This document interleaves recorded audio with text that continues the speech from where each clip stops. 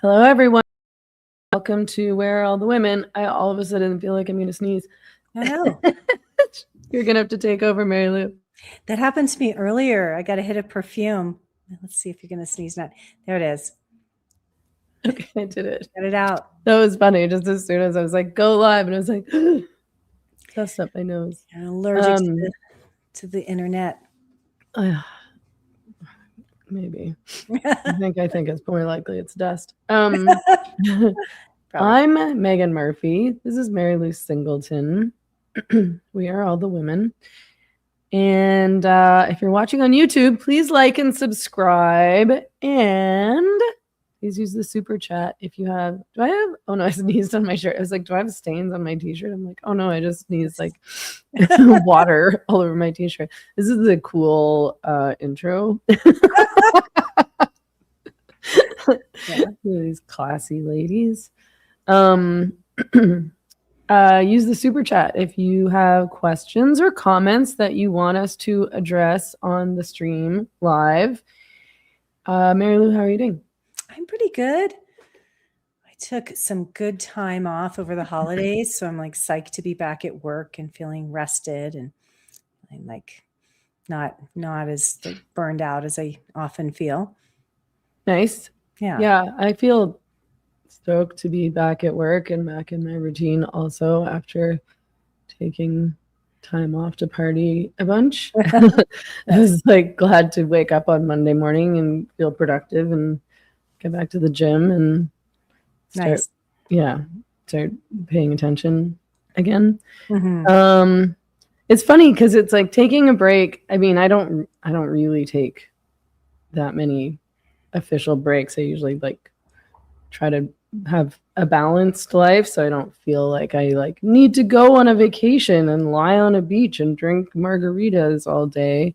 But then during the holidays, there's so much going on that I feel like I sort of want to be around for that and take advantage of that time and things like that. And then I sort of like it in some ways, but then not in other. Like I don't really like not working and not having a routine all that much. Yeah, I like to go to a new place and explore, but I like to work. I'm a good worker.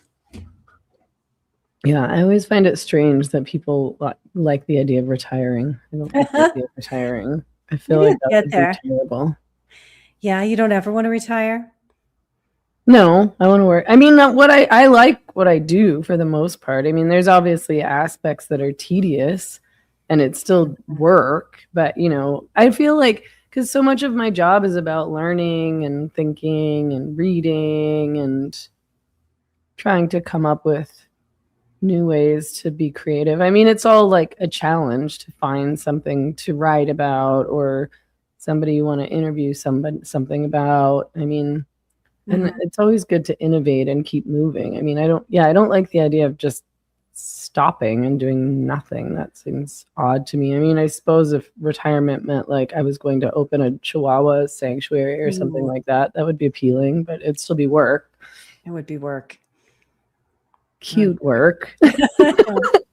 I know. I found a Pomeranian rescue that had a lot of Chihuahua Pomeranian crosses, which I'm into now because that's what Foxy is. And I just wanted to adopt every single one, but I can't do that. But that's a great retirement goal to have a little dog rescue. Yeah. I mean, the dream, I think. Right. So, big week for Trump. Yeah. Our ongoing hero. It's so weird. It's so weird that anybody doesn't like him. I mean, I get it because I used to have Trump derangement syndrome. So I do understand that people just get it into their heads that he's like this bad, mean, evil guy. But like God, like American and Canadian liberals just keep getting stupider and stupider and stupider. Like I just can't believe how embarrassing they have become and continue to become. I mean, I'm not going to pretend to be an expert on Venezuela. I'm not going to pretend to be an expert on Trump even, you know, like I'm not going to pretend to be an expert on oil. And, you know, all these people who want to pretend that they know every single motivation that Trump has for doing anything, I think, are total idiots. Because of course you don't know. Trump knows, you know, there's probably a few other people that know, but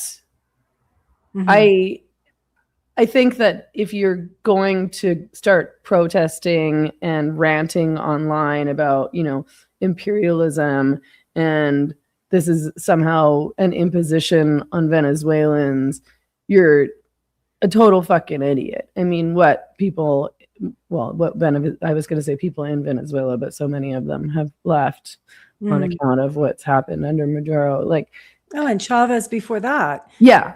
Like the people they have no power, they have no water, they can't afford to eat food. Crime is way out of control. There's no free speech. They can't say anything critical of the government. They certainly can't protest.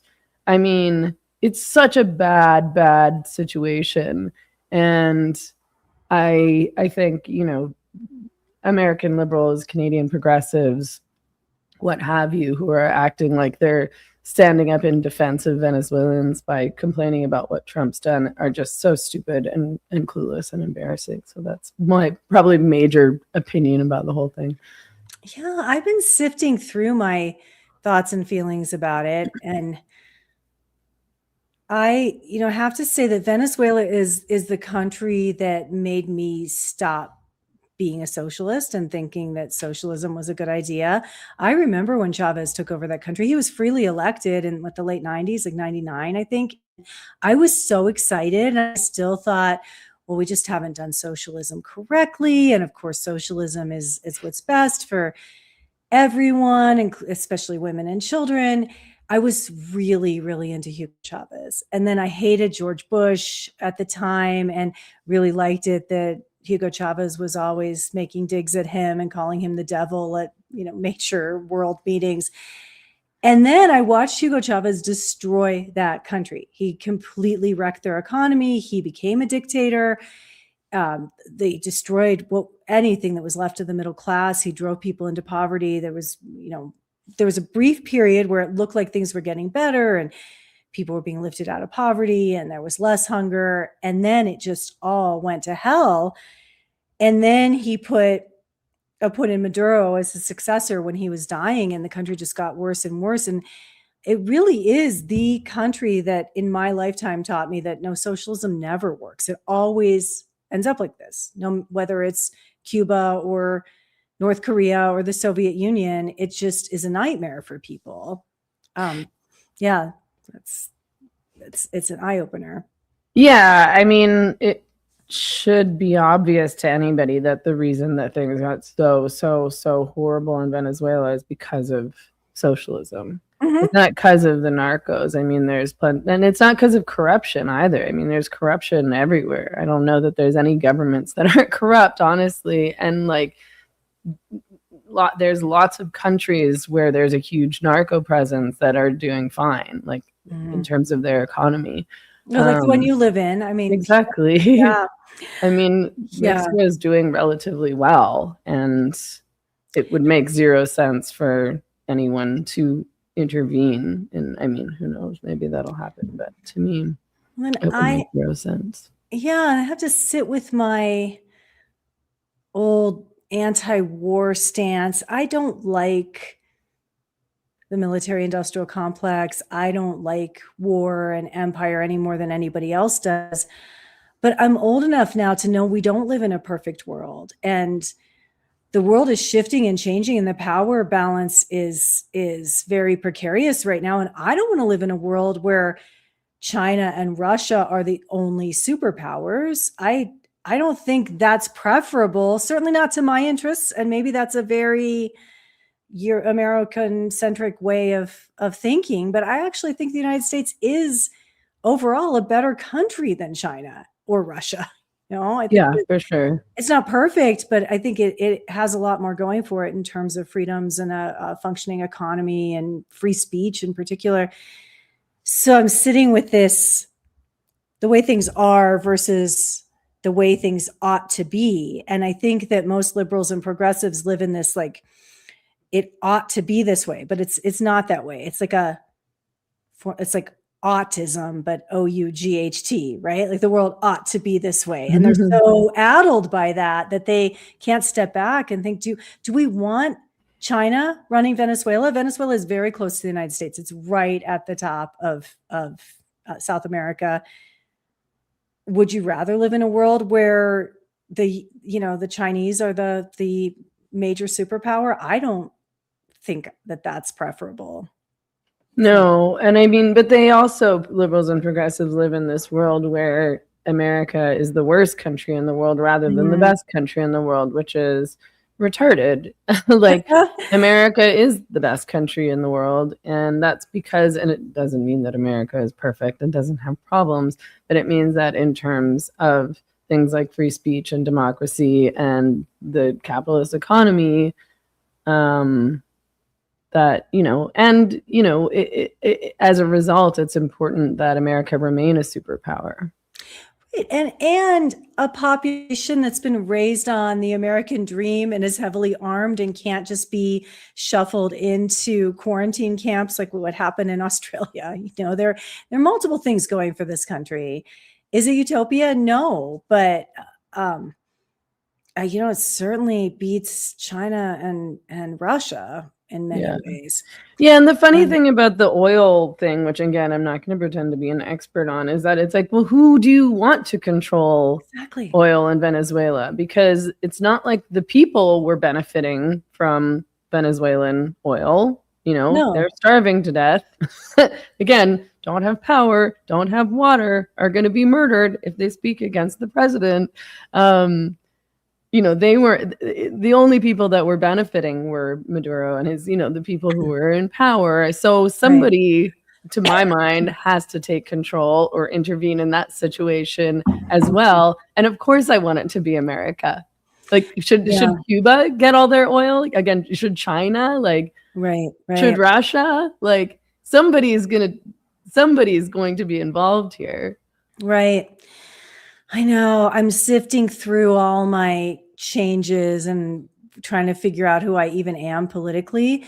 But I have to admit, there was a piece of me that was like, hoorah, USA, just what an amazing military action that we just like went in there and turned off the power and nabbed the head of the country and got him out of there. And I'm really sad there was any loss of life on the part of Venezuelans, no loss of life on the part of the servicemen who got him out of there. Like, that was an incredible feat of military power. And I think the world is more stable when the US is strong. Of course. Yeah. I mean, it's not, they didn't go in and start a war, and part of that has to be looked at. Casualties were minimal.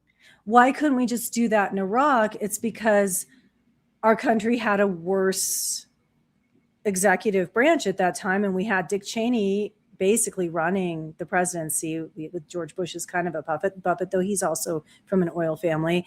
And they didn't want to just go nab Saddam Hussein. They wanted the control of the infrastructure. And Halliburton, which is Dick Cheney's company, got all of those contracts. That was such a bigger money grab than what just happened in Venezuela. Like that was a worse situation. This was pretty impressive. Yeah, it was impressive. I'm very much pro. And I think that most Venezuelans are as well. And I find it funny because anything that I've posted from Venezuelans explaining, who are not in Venezuela, because if they were in Venezuela, I still don't think they can say something at this point. There hasn't been a regime change. So no. I think the collectivos are still in charge of who gets to protest or not. Right. But they're watching their backs, right? But yeah, exactly. But I just think there's been so many videos and statements from Venezuelans who have fled, explaining why they're glad that Maduro is out, regardless of any other motivations. And these Canadian and American progressives are continuing to, who even knows if this is a real person? I'm like, well, it is a real person. Like a lot of them, you can tell, they have like TikTok accounts. They have like a long track record of being real people. Right. It's a lawyer. He's like legit. And they don't want to believe anything except for their own rhetoric. Mm-hmm. You will see. I wonder what kind of thumbscrews the Trump administration has on the new head of the country who was the vice president. I know he said he wouldn't put, I need to know these people's names, but the woman who won the Nobel Peace Prize, whose party was supposed to have won the last election that Maduro stole, was not put in power by the Trump administration because he said she didn't have the backing of the people, which probably means of the military there. But I wonder what kind of pressure they're going to put on the current vice president. Like, she knows she could get, kidnapped by the U.S. or assassinated as well. We just went in there and took the head of the country and his wife out of there. It's so crazy that they were able to do that. And she's got to know what could happen to her too. And there must have been people within the Venezuelan military cooperating who aren't happy with the current regime. This couldn't have happened if that weren't the case. I didn't think of that. Yeah, well, we'll see what happens. And everybody else on the internet is going to pretend like they know a lot more than they actually do know. I'm doing my best here, but I'm also doing my best to make it clear that I don't know more than I know, which is my current opinion about a communist dictator. So many people in the left in the United States are straight up communists now. We have the mayor of New York basically quoting Stalin during his inauguration speech. Collectivism? Yeah. The warm glow of collectivism, and appointing a head of housing who is opposed to private property and says that owning a house is— they just sound like me 20 years ago. I know, it's terrible. It's like, property ownership is bad. Yeah. That's what I thought. I really thought that. He scares me because he's so charismatic and good looking. And but that's what Trudeau was like too, right? Like these guys, I mean, I don't even— Trudeau ascended to the head of the country. I'm worrying about that. Yeah, I mean, people love him and people love the rhetoric because they don't understand it. Like, that's the thing about calling people communists and socialists, is that I don't think, like, they don't mean the same thing that you mean, because they think that these things that he's saying are good things because he's, talking about helping people, poor people, working class people, fuck the billionaires, etc. Like, it all sounds good. It doesn't sound nefarious. It's not like, it doesn't sound like, oh, well, the state is going to control everything, and that includes your life and your speech. And you're actually going to be poor. And the state is actually going to have so much power that maybe you won't be able to vote them out of power. When people in the United States don't really know what poverty looks like this is a wealthy country. The fact that the majority of people living in poverty in the United States are fat says a lot, right? That is not normal in human history. Usually people are starving. And I get it. It's a form of malnutrition. And that comes because, but it also comes from eating a lot of food. Yeah, it does. There's plenty of malnutrition in the form of eating a lot of unhealthy food. And if you don't have, horrible active psychotic disorder or a terrible addiction, you're very unlikely to truly experience homelessness in this country. There is subsidized housing. There are shelters. And we don't have beggars on the streets like they have in India, like they have in so many other places historically. Like, we don't have poverty the way poverty has played out historically in this country. And so much of that was from policies like Franklin Roosevelt's the New Deal, which had a lot of socialist influence, but it's all been very successful. What we have is a lot of envy of the rich, which I can see where that comes from. But I envy. Yeah, I know. I wish I were richer, for sure. Yeah. 100%. But do you want to take all their stuff and distribute it evenly among the poors? Or do you want to be rich? I That's a good question. I'm going to have to think about that further. No, I don't want to take all their stuff, but I do sort of think it's unfair that wealth is, I mean, I don't want to undo this because I don't think that the alternative is a better system, but it's like, you know, it is true that most people who are wealthy because they started out wealthy. Like, yes, there's entrepreneurs and you can become very successful and rich. But like way more often is that your family has wealth and therefore you have wealth. And then therefore you're able to invest and start these businesses and start these companies and you have these connections. And I just don't have access to any of that. You know, like I can't buy properties and sell properties because I don't have the means. I never owned a property to begin with. You know, I don't have the means to buy a property. I don't have the means to start a business. You know, I'd have to meet a very rich person to invest. And then, you know, like I don't know very rich people because I didn't come from money. Like there's all sorts of stuff, right? Like I don't have parents who are going to like give me money so that I can start whatever business it is that I want to start, or so that I can invest money. I don't have money to invest, right? Totally. I mean, you can still do it in America, and that's what's great about America, but that is also still a reality that in general, if you're born working class, you tend to remain in some version of working class, and if you're born wealthy, you're probably going to stay wealthy, and so are your kids. Right, which has been the case throughout all of human history. Like the noble class, the hereditary wealth, like this is not new. And I don't think, again, it comes from that, like that autism of like, it should be this way. It ought to be a different way, but it's not going to be a different way ever. And you know, it doesn't work out well. The attempts to even things out through socialism and communism just create more suffering and more poverty historically. Right. And the reality is, Dystopian Deep Dive said in the comments, I'm okay with being working class. I have fun. I travel. I eat nice foods. Like it's like I have a nice life despite the fact that I don't have wealth or property, you know. And in America, you know, like if you are working class, you also can have a decent life. Yeah, totally. So and like, okay, it's not fair, but like you're not starving. You have food, you have water, you have a house, you can take care of your family, your kids like can go to school, they can get good jobs.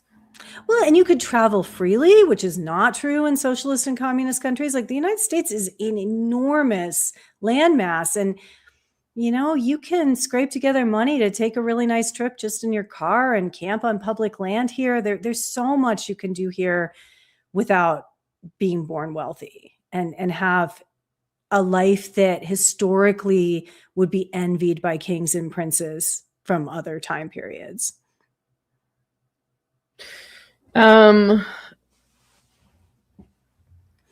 I think that, I mean, so much of these complaints from progressives just come from being spoiled. And one of the questions that should be asked is, if you love communism so much, then why don't you live in a communist country? Like if America is so terrible and a communist country would be so much better, then why haven't you fled America for a communist country? Why do you still live in America? Oh, is it because you have free speech and opportunities and democracy?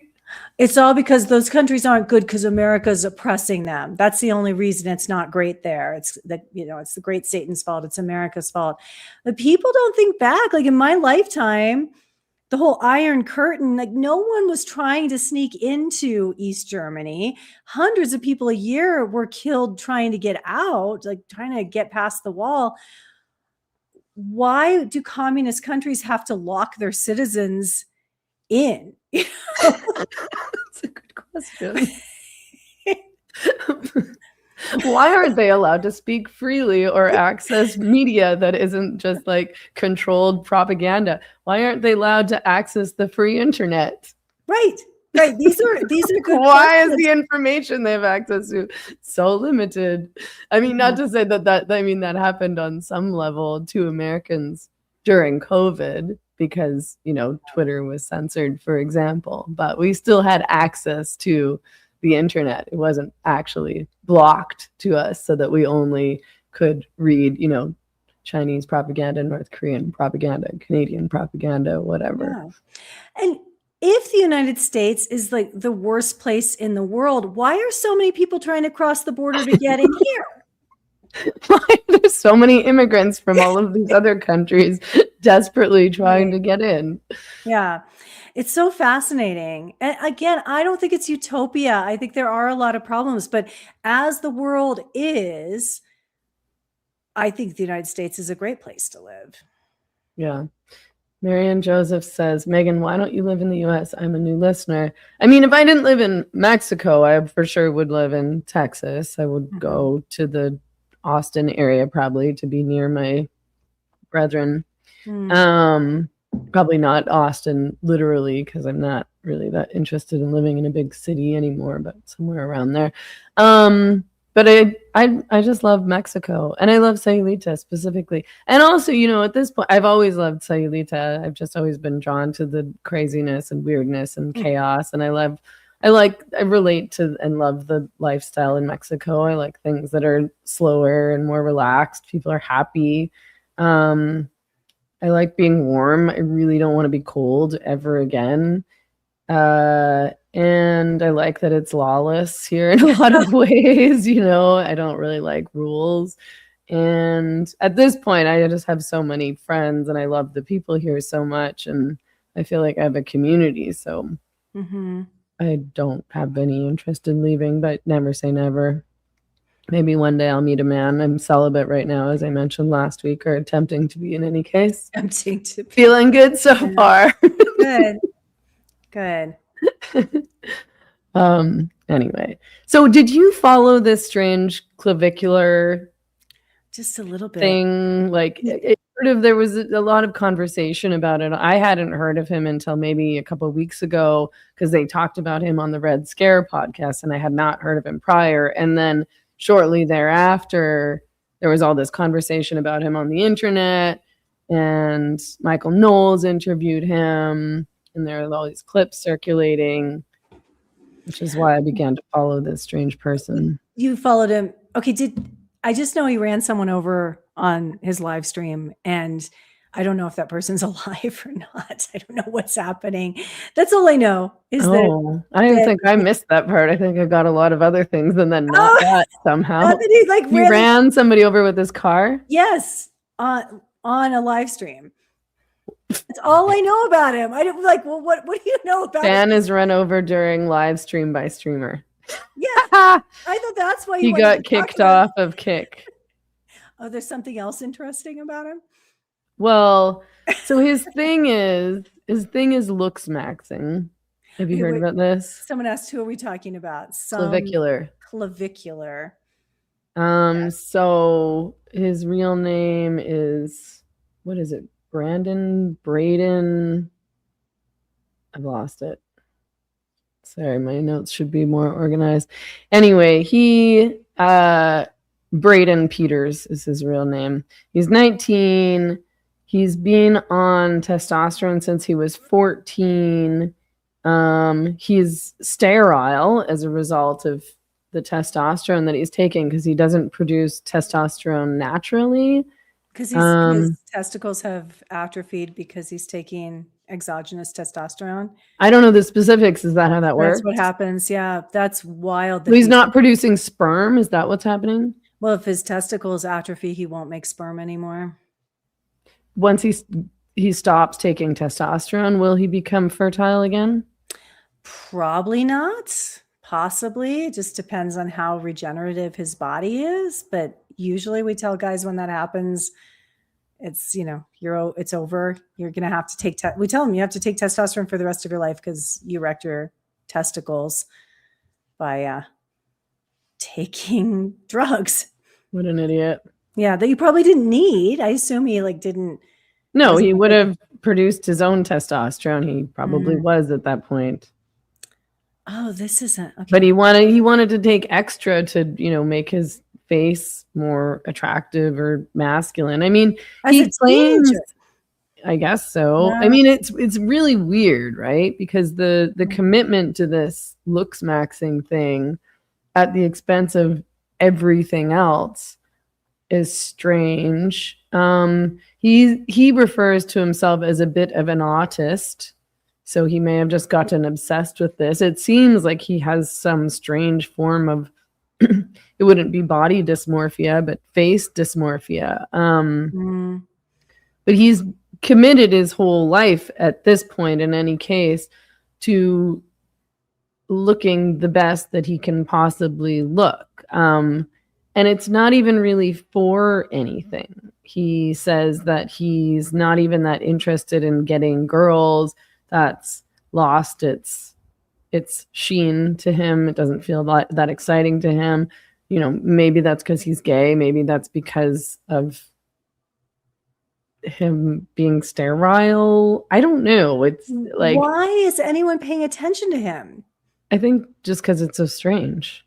It's so strange. I thought we were just going to talk about him running somebody over with his car on a live stream. No, I mean, I didn't even know that happened. Wow. No, it's the rest of it that's really weird. Wow. So he's committed to what he calls mogging. And mogging is slang for dominating or outshining someone, especially in looks or status. And this guy, Clavicular, says that looks maxing is the furthest extent you can take self-improvement, which of course is bullshit, because he's not doing any self-improvement beyond, you know, I guess, perfecting his face in his eyes. He's going to get double jaw surgery. He does this thing where he like hammers on his face in order to like hammers. I got to look up his picture to puff up his face and make his bone structure improve. He believes that looking your best and more attractive than anyone else is the best way to basically live your most successful life in terms of getting job opportunities. And I mean, I guess, and he also says like in terms of getting dates, but then at the same time he's saying that he's not all that interested in dating.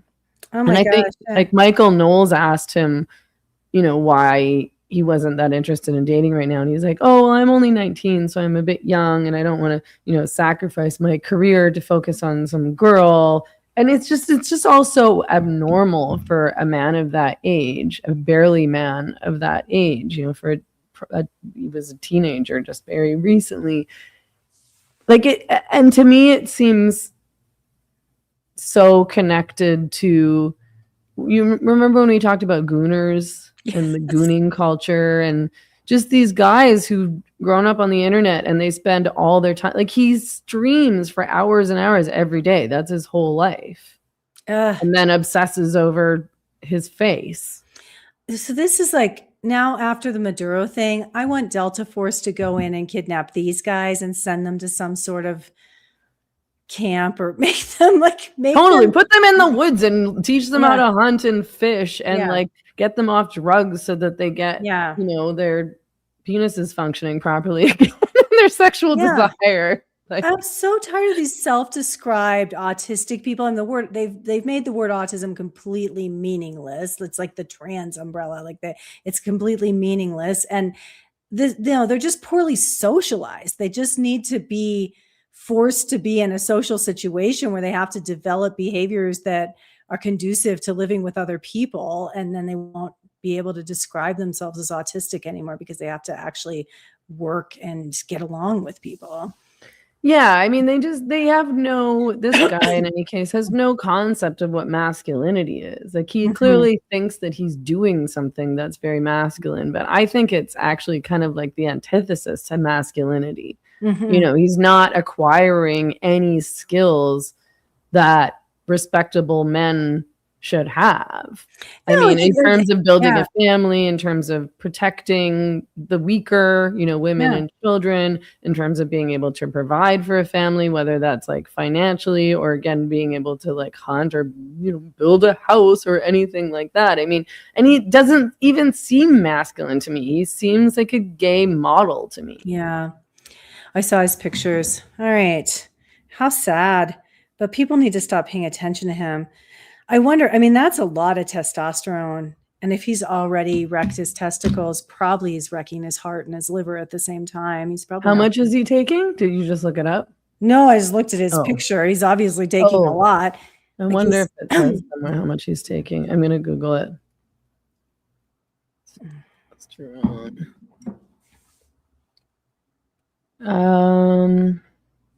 No, it's not publicly available.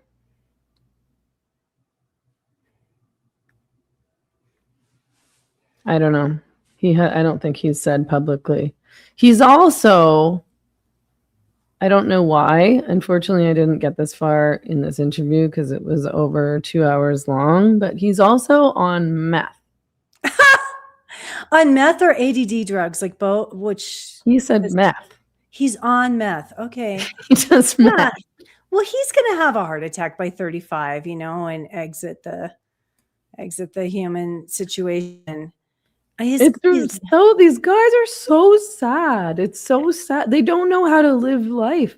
Like they have no idea what's meaningful in life. They don't know what's enjoyable in life. All they do is stare at screens all day, every day. I know. People need real problems and real things to do. Yeah, I'm trying to figure out this. What a terrible influence. Maths. I know, a really terrible influence for all these young men, because presumably it's only pretty young men who are paying attention to this guy in a serious way, not just in a like, what the fuck is going on kind of way. Yeah, I mean, if he's only 19, he probably could heal from that still. Like it's been 5 years and he's young. If he came off all those drugs and ate really well and took a bunch of ginseng and got acupuncture, he probably could get his endocrine function back. Okay, but so it says, so what he said in the interview he says, I use crystal meth as a stimulant and to lean max. Yeah, to keep thin. So it's very suppressant of your appetite. Sure is. Yeah, it is. It's a very long-acting stimulant. So this is all just attached to the streamer thing, in my opinion. It's a very long-acting stimulant. So this is something that I've started to use in the place of Adderall. So everyone who's pretending like Adderall is like a helpful medication to give to teenagers, I think should pay attention to the fact that it's basically the same as meth, and that maybe you'll just switch out Adderall. I mean, you're just creating a whole generation of meth addicts. I know, right? I don't care if you call it Adderall or you call it meth. Like, what difference does it make if it's meth or Adderall? You're still addicted to essentially the same substance. Well, I know, like, all addicts, the word narcissism is used too much, but all addicts have narcissistic traits. It's a very self-obsessed thing to be an addict. Like, you really just obsessed with your addiction and yourself. But this whole Adderall thing and telling kids that they have ADHD to access the amphetamines is also just creating more narcissism. And we have this whole generation who they believe that they're different and special because they can focus better on amphetamines. Right. Well, I'm getting so much more done now that I don't have to sleep and that I can really hyper focus on my Twitch stream for 5 hours a day. You wouldn't understand, because my brain is different and special and I focus better on speed. It's just the most inane thing to say, but they really believe it. They really believe that they have a different special brain. They're these words they use for themselves, these narcissistic terms of neurospicy, neurodivergent. They can't just say, like, my generation is like, okay, I have poor time management. I blow off my work. Now I have to stay up all night chain smoking and drinking coffee to get my paper done by tomorrow. We didn't have to label ourselves as something special. In fact, it was sort of a character flaw. Like, it was viewed as like, I can't get it together. But now they honestly believe they have a medical issue that requires them to take speed in order to get their work done. Marianne Josephs in the comments is saying that meth is very different than Adderall or ADHD meds. And that people who abuse meth and people who abuse ADHD drugs are very different kinds of people. I don't know. I don't think so. I've known a lot of people who've been into meth and had to get off of meth, and I've worked pretty normal people. I mean, I've worked in the public psych hospital where all we saw was meth psychosis. I've worked in the jail in Albuquerque where all we see is women in there for meth-related crimes. At least at the time I was there, it was mostly meth. And when I would do nursing interviews on them, I would ask, how did you start doing meth? And universally they said, I was diagnosed with ADHD as a child. I turned 18, my Medicaid ran out. I couldn't afford Adderall. It's more expensive on the street. So I started doing meth. Wow. It is the ADHD to meth addiction pipeline for a subset of the population.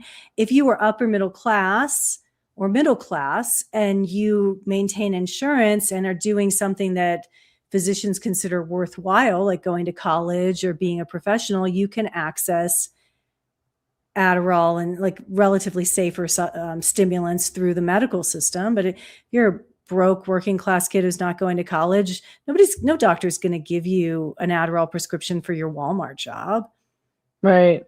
I mean, I guess what she's saying is like doing meth is worse than taking Adderall, which I guess is probably, I don't know. I mean, you're right that meth psychosis is totally insane and terrifying and it will ruin your life. But I've seen Ritalin psychosis. I've seen Adderall psychosis. It just depends on how much you're taking, but people absolutely, I've seen mate psychosis, people drinking so much stimulant tea that they don't sleep for 3 days and have a psychotic break. Any stimulant can lead to psychosis. Right. You know, that's true because so much of it does have to do with the not sleeping thing. Mm-hmm. Like I have friends, I mean, I had a friend, not friend anymore because she went insane. I was like, you're a crazy person. But it became very obvious to me. We were on vacation together actually in Sayulita. And I was like, why is she acting insane? And I was like, oh, I think it's because she's not eating and she's buying Adderall and she's not sleeping and she's going insane and she's acting erratic and delusional. Mm-hmm. Like, and yeah, just acting like you're not eating, you're not sleeping, and you're on these really intense drugs. It's for sure going to drive you crazy. Right.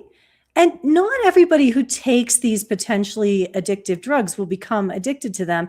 But we're so freaking cavalier about the Adderall and the Ritalin when we just lived through the prescription opiate crises where a certain amount of people who were given more than a handful of Percocet got addicted to opiates and it ended up wrecking their lives. That can absolutely happen with the stimulants as well. People are like so attached to being different and special and really having ADHD. I really have this real thing. And the way you find out you have this real thing is you basically take a quiz you could find in a women's magazine. Properly. Yeah, answer these questions. And in this day of screen addiction, well over 70% of Americans qualify for an ADHD diagnosis. Nobody has good attention anymore. But we don't view it as now you are a grown-up and you're responsible for disciplining yourself and you have to get in charge of your own attention. No, people are like, no, I'm different and special and I have a real illness and I need to take stimulants to focus. Yeah. And it's funny because it's the same generation that's, addicted to ADHD drugs that also are super anti-alcohol, like anti-social, anti-drinking. They're not interested in social drugs. Of course, if you're a genuine raging alcoholic, it can be incredibly antisocial. For example, if you're staying home and drinking vodka all day. But for most normal people, alcohol is for socializing, I think. Like it's for going out for drinks and having fun. Like most people aren't just getting wasted at home alone all the time. I think, correct me if I'm wrong. No, it's the same way. Like a certain percentage of people are going to have a problem with alcohol, but most people don't. And alcohol is a social lubricant. It's been used for thousands and thousands of years to bond societies and help people let loose and have a good time together. It has a place for helping people lower their inhibitions and have a party together, just have fun. Yeah. And like dance and laugh, you dance more, you laugh more. Yeah. So on and so forth. It's interesting actually, because one of the things that I was going to bring up this week was this post that was much debated on X, which said, this is someone named Luca, on dry January, even before it starts, if a month without alcohol is a conscious effort that requires any amount of willpower to adhere to. You are definitely an alcoholic. And a whole bunch of people were like, no, that's not how this works.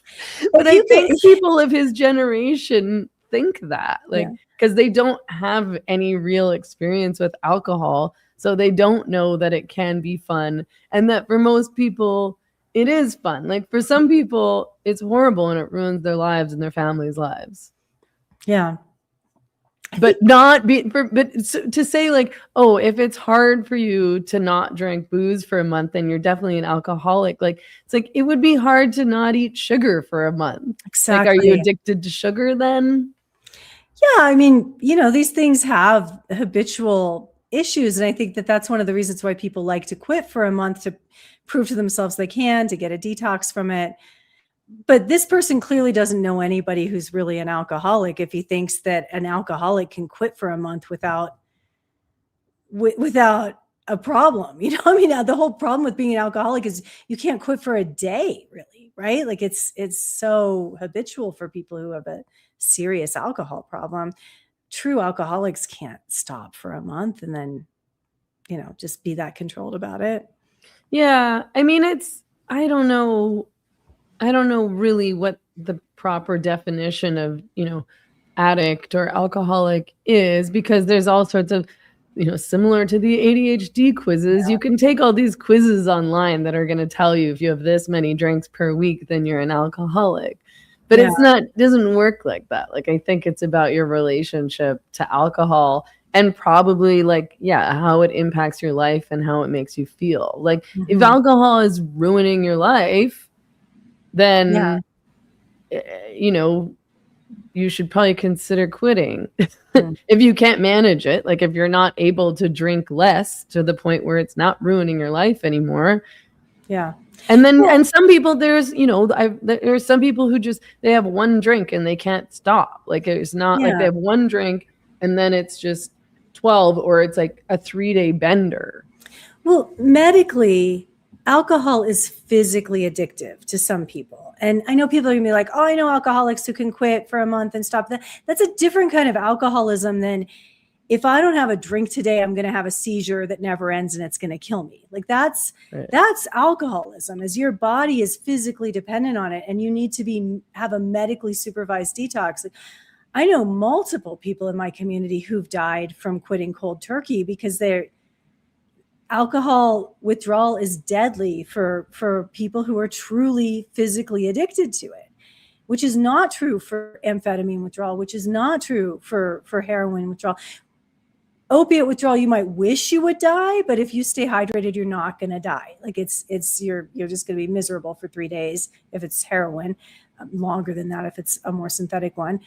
Alcohol and benzodiazepines, like that's a true physical addiction where the body becomes dependent on it. The nervous system is dependent on it. People get the shakes if they go more than 8 to 12 hours without it, and they will die if they are not medically supervised. Those people can't quit for a month and then go back to it. They're dead. They're like not alive anymore at the end of that. Right. Yeah. I mean, conversations about alcohol and alcoholism are always so fraught because, and I also find that, people who are alcoholics and have quit, or people who have been raised in families of really terrible alcoholics, see alcohol in a very different way than most other people do. Which is to say, like if you like drink, they talk about drinking culture as this really terrible negative thing. And, like anybody who likes drinking is an alcoholic, and alcohol is sort of like inherently evil and toxic, and they can't really see it any other way. But, the difference is that it's like, I can understand why they see it that way. So theoretically, they should be able to, see that other people do not, and not impose their view of everybody who likes drinking as a terrible, bad alcoholic. The thing I respect about people who like drinking is they don't pretend it's because they have a medical problem or a super special brain. I love wine because I just have a special brain, Mary Lou. Yeah.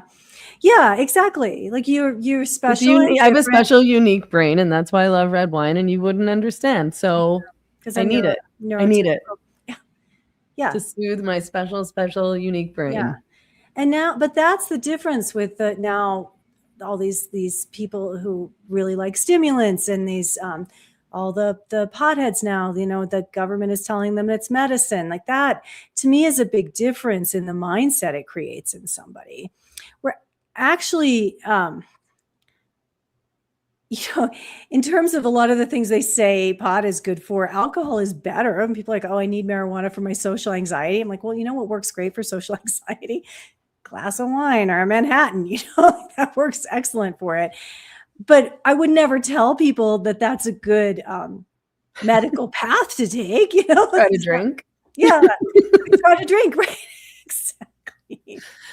Have you tried whiskey?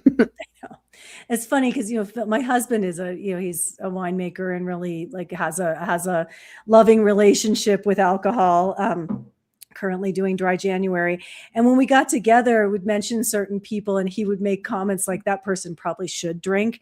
And I never heard somebody say that before, but he was always kind of right about it. Like that's somebody who really needs to could use a drink. Like loosen up a little bit. Yeah, exactly. That's funny. Yeah, I mean, some people are really way too uptight and do need to loosen up a little bit. Yeah. But I know so many people that true alcoholism has wrecked their families and really wrecked their own lives. And I get it why a lot of people really want to stay far away from it. I just am certainly not ever going to be prohibition. And I can see the social costs of moving away from alcohol, that everything's a trade-off, right? And this generation is uptight and judgy and policey, and they don't know how to party. Scared of everything, don't know how to relax, they don't know how to meet people. When people are like, how do you meet someone? Like, go out, have a fun time. You're for sure gonna meet people. That's how you meet people. Like, there's other ways too, but it's kind of more work. Yeah. Like an easy way to go and meet people is like go out to a party or a bar or like salsa night or something. I don't know, Right. Go see a band, right? Like, yeah. And if you're not clicking socially and you don't have a history of alcoholism and it's safe for you to have a drink. You're going to loosen up and suddenly having a better time. It has its place, but we don't need to pretend it's medicine or that your insurance should pay for it, or that you're special. My alcohol prescription. I'm different. Like my wine prescription from my doctor. Right. Because you're different and special, and it helps you have more fun at karaoke. Yeah. Well, for sure it helps everybody have more fun at karaoke. Who would do karaoke without alcohol? Like karaoke would not be a thing without alcohol. There'd be very few people who would be really into karaoke without alcohol. And then what life would that be? A no karaoke life? Sad. It'd be a very different thing. Yeah. I love how I've turned this into a pro-drinking show. I have a lot of sober friends that I can have a good time with. Like, I'm not pushing alcohol. It does concern me that the current generation are a bunch of self-proclaimed mentally ill scolds. Yeah, it's a really strange phenomenon. I know sober people too who are fun and awesome, and like can have a good time without drinking. But it doesn't seem like that's the case for this particular generation of anti-fun non-drinkers. This is for people of my generation who've decided to quit drinking. Yeah. But I've already developed a good personality and maybe social skills. And had some fun and took some risks and now have some stories under your belt. Yeah. The one last thing that I wanted to talk about before we go, because I feel like you would have an opinion on this, is this guy. Sorry, this is sort of a long post. His name is Justin Murphy, and no relation. He's a writer. He's the author of The Independent Scholar. So he is a legit person. This is not a fake rage bait AI post, which now I guess we have to say because so many things are, unfortunately, and now nobody believes anything on the internet anymore. He says, "Am I just a monster? A monster? It's been 4 years since I became a father, and I'm beginning to fear for my soul. The truth is, I just don't like being around kids for very long. Historically, this is not uncommon for fathers, but today it feels almost illegal.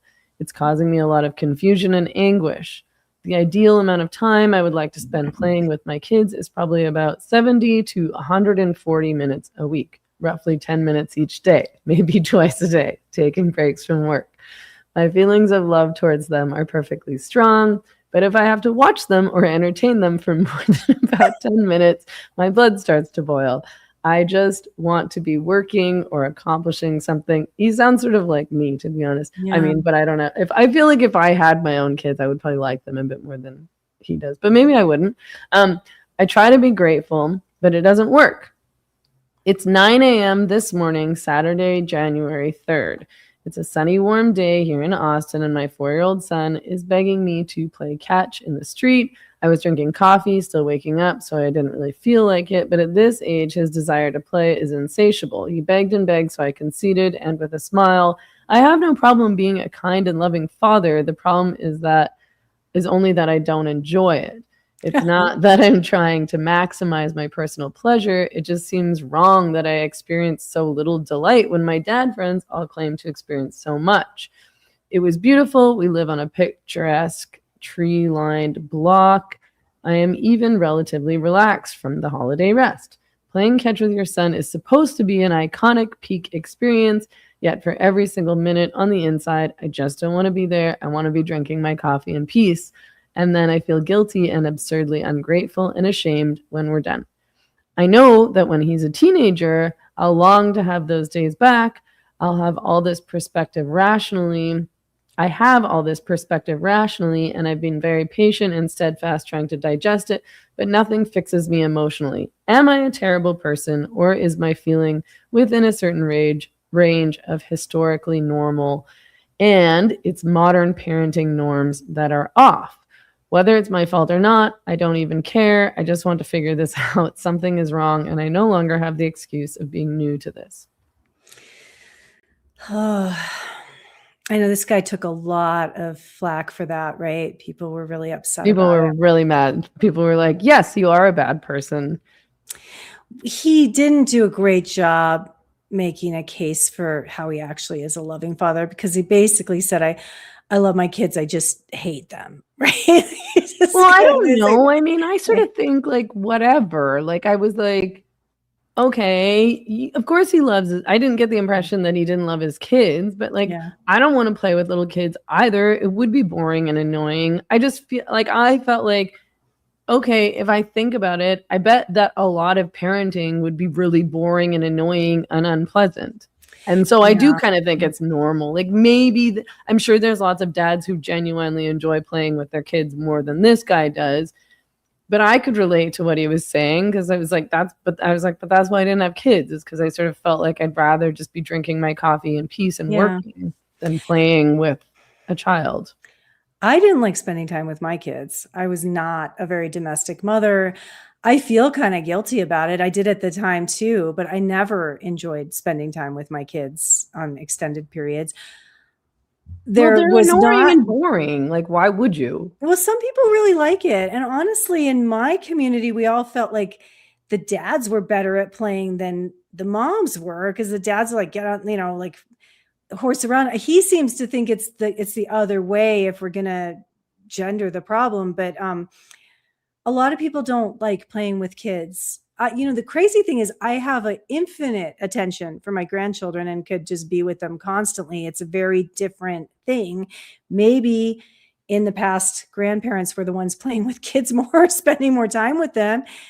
But one big difference between this guy and my generation is we didn't have Twitter or social media, so we would just confess to each other, I don't really like spending time with my kids, rather than tell the whole freaking world in a format in which our children can then like later find that they have admitted to this and then blame us for all their emotional problems when they're young adults. If this is their evidence of what we did wrong. This poor guy is a really bad choice for him to publicly declare this.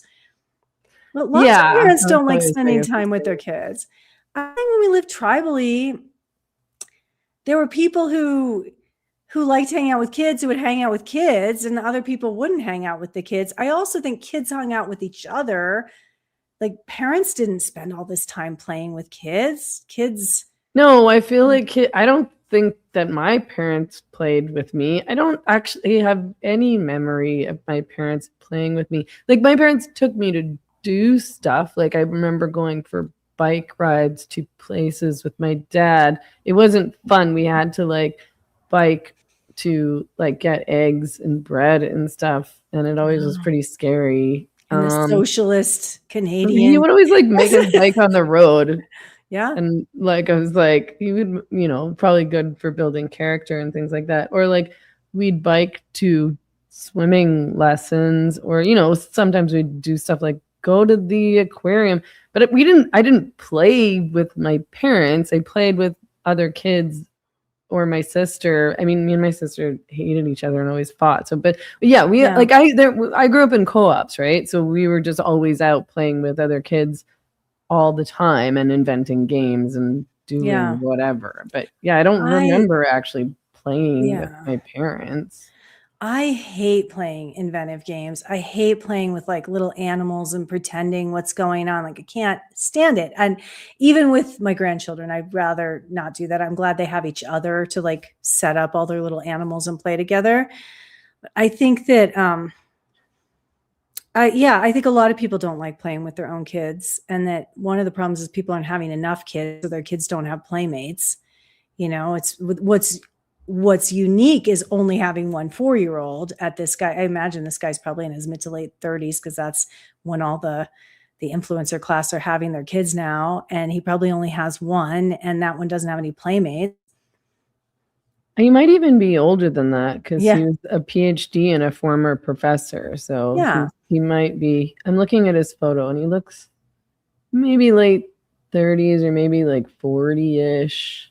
Yeah. So he's of that generation where he waited past the normal age to become a parent. He's overthinking it. It's not just this instinctive thing that happened because he fell in love with someone and a baby emerged. Like that's, you know, it had its own problems, but this, you know, everything's all messed up and people are overthinking parenting, and there aren't packs of kids that run around playing together, and adults think they have to be their kids' playmates, and the kids don't have any other playmates. Yeah. I mean, I think that the part of it is just the isolation maybe. And it feels so sad to me that kids have to grow up isolated like that. And I always feel really grateful for my working class childhood because we grew up in housing co-ops and it was awesome. Like it was so fun. Yeah, and again, like this is what's leading everyone to think they have autism is they're not being socialized. Their socialization. They don't know how to socialize, and then they're like, "I feel weird." Yeah, like, well, you probably are weird. I feel like you're not socialized. Exactly, kids will normal each other up if you put them in a pack and let them just work it out. And yeah, sometimes they're really psychologically brutal on each other, but that's how you learn to stop being a weirdo. Is you don't like that happening, so you behave in a way that the other kids aren't constantly calling you a weirdo. And that's a good way to become a weirdo is to just spend all your time alone, becoming weirder and weirder with nobody bullying you. Or to be, you know, the only child /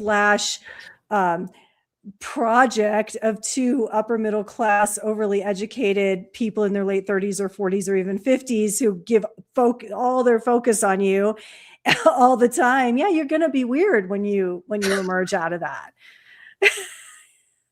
And then, you know, like are treated as though you have some kind of brain disease because you can't focus in your boring classes at school, and then they put you on drugs.